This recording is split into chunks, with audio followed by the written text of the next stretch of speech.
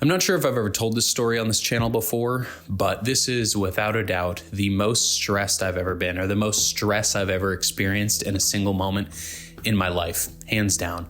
So many years ago, I used to be the videographer for a band that was attempting to break a world record for having played the most shows in the most countries in 7 days.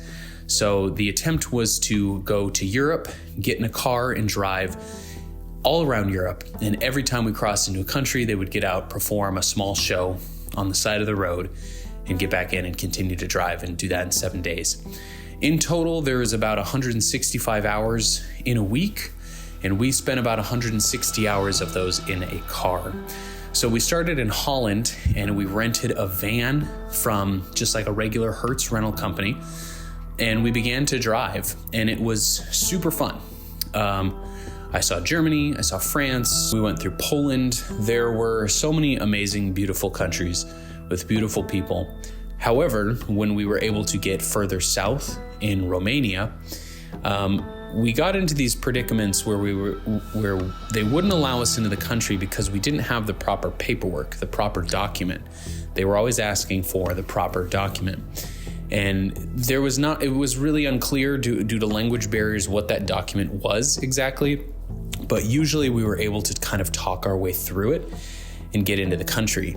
Now, as we got to some of these more, let's call them corrupt countries, because truly there are a lot of countries that are still pretty war-torn from the Soviet Union, we would basically bribe our way into the country. However, when you get into one country, when you get out of one country, you haven't necessarily gotten into another. So we would bribe our way out of one country and then get to another border wall for the next country we were trying to get into and essentially bribe our way into that one. But sometimes we wouldn't be so lucky. We would bribe our way out of one country, we would get denied into another country, we would turn around and come back, and that border patrol acted like they never knew us and they weren't going to allow us back in the country. So we would be stuck in essentially what is like a border purgatory. So the trip got a lot less fun. It got a lot more scary because now there are people with automatic rifles who are rummaging through our stuff. And it wasn't fun anymore because now there was a feeling of what happens if they don't let us in, because we don't have this document that we are not even sure exists. They can tell we're American tourists, and we have lots of film equipment in the car with us. It's just three of us. It's me, the lead front runner of the band, and his co-runner of the band. Every time we'd get through these borders, it was more and more stressful because it was more talking our way into it. That amount of sales, the amount of convincing to let us through got crazier and crazier. Meanwhile, keep in mind, this whole experience was being broadcasted to Facebook. So there were lots of people, thousands of people back here in New Hampshire who were following along with this stunt. And one of the nights after we barely got into Bulgaria, I think it was, we got a call from the band runner's assistant. She was crying, and she had essentially said that she had gotten off the phone with the American CEO of Hertz Rental Company. So he was the CEO of the American Hertz. And he had gotten word of the fact that we were doing this stunt and we were in a Hertz rental car, a van. And he said, there's a couple things that you need to keep in mind. One, tourists die all the time. Tourists are mugged, tourists are held captive, tourists are killed and their belongings stolen. And so he said this is an incredibly dangerous area for you to be in. And also that car is illegal. You cannot take a rental car from Western Europe and drive it into the Eastern Bloc. So we didn't know that, but that is essentially what we assumed was the document that they were asking for. And we didn't have it.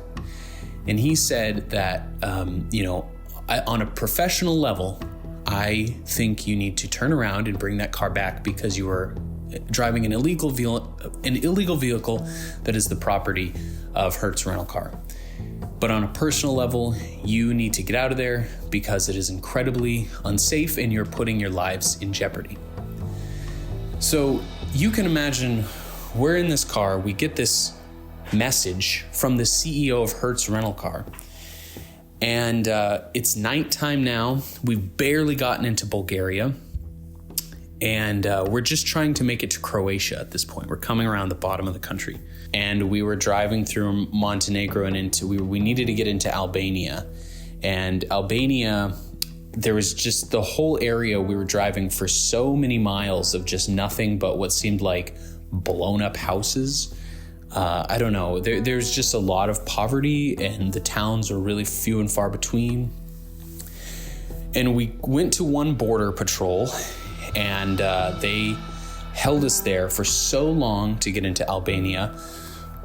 And we pleaded with them and we tried to convince, we always played like, hey, we're lost. We don't know where we are. We had there's a tone in the car of like, we're just over this. This is scary. This isn't fun. We want to go home at this point. And they wouldn't let us in. And finally, we bribed them with money. They essentially asked for a bribe of $300 or $400. And we provided them. They let us go on to the next checkpoint where they searched the car top to bottom of all of our camera gear. They'd always sort of searched the car, but this time in particularly, they were going through everything. They were making me open up bags, showing them batteries, showing them memory cards, showing them lenses, showing them our food, looking into our bags with our clothes. They were looking through everything, and they denied us. They said, we're sorry, you can't come into Albania. Obviously, we didn't get our money back. We weren't able to enter the country. It was probably 12:30 in the morning, so it was pitch black outside. And on our way out, one of the guards said, you won't be able to get into this one, but there's another border entrance, maybe 40 miles south of here, that you'll be able to get through. It's much easier. It's much smaller. They'll let you in. We had no choice. We had literally no other option. We are stuck in Montenegro, I think, and we're just trying to get into Albania. So it's like 2.5 hours out of the way. We're all exhausted and we're driving in the middle of the pitch dark and we're taking this back road over to this alleged really small border entry. And we're just silent the whole car trip. And finally we get to this smaller border patrol and they let us through. They didn't really give us any issues. It was like a single lane. It was just one guy. He asked for the paperwork as they always did. We just played dumb. He took a few minutes and then we went through. But it was literally like one of the easiest border patrols that we had gotten through. And it was a beautiful paved road, single lane. And we keep driving it. And then that single lane turns into a dirt road.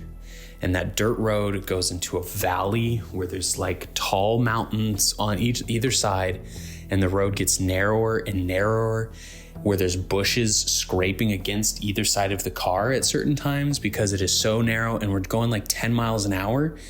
And the whole time we're like, what if there's another car coming the opposite direction? Like, this doesn't even feel like a road. We're like, are we lost? What happened?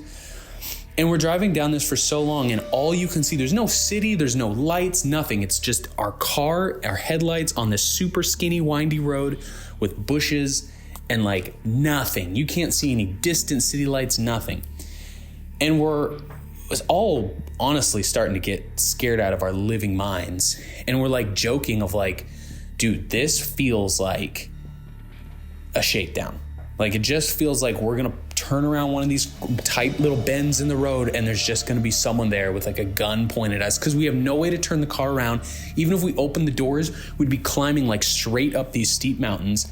There was no escape in that scenario.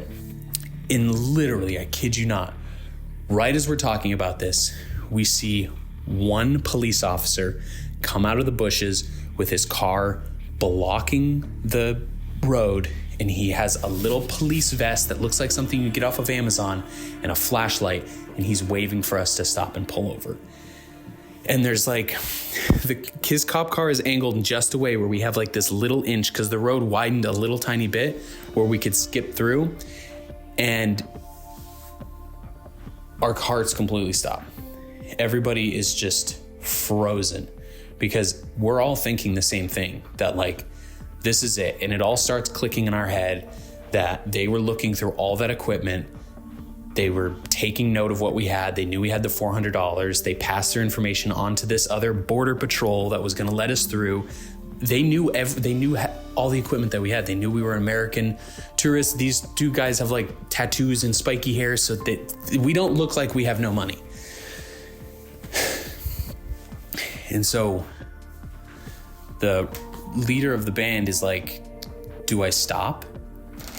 Because like, what happens if you stop? And what happens if you keep going and it's a real police officer? You don't want to be running from the police here, but you also don't want to be stopped for someone who's not a real police officer. And he slows down the car, and none of us even have time. No one has even a response, because we're just looking, and this guy comes up to the window and he never fully stops the car, and he leans out and he's like, can I help you? And the police officer's just saying, you need to pull over the car. You need to pull over this car. And you could hear a pin drop. There was absolutely silence. And he just keeps driving slowly, and the cop kind of walks along the car, and he gets to a position where he can kind of get around his cop car, and he just sort of keeps rolling, and the cop gets a little bit flustered, like he's about to get upset, and then he just books it and he goes. There is a moment where you're trying to read somebody's body language.